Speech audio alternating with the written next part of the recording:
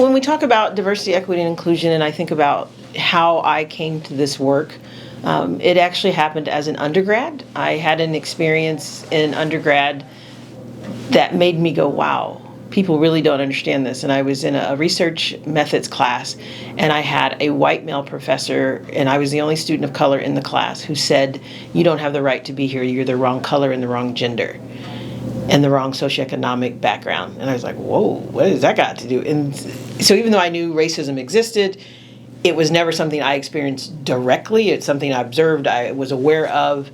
And so it was at that moment where I realized, wow, we need to educate folks. And so I happened to work as an orientation leader in my undergrad, and I asked my boss if I could design a workshop, and I called it A World of Difference, to educate incoming students about diversity. And at the time it was called multiculturalism.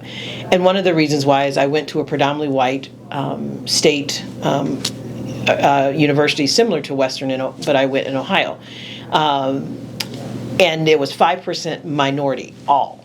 So, and I'm like, wow, a lot of these students are coming in here never having interacted with someone that looks different than they do.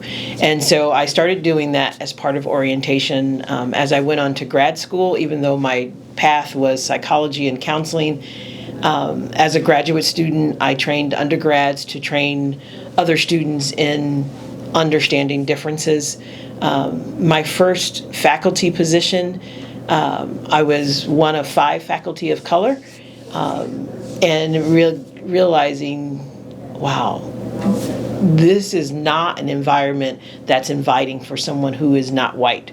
And so, again, starting to do work with my faculty colleagues and with students, realizing that in order for an organization to really function well, everyone in that organization needs to feel as if they are a part of it, and the organization needs to understand how each person is a part of it. And so that kind of became my lens of how I entered places.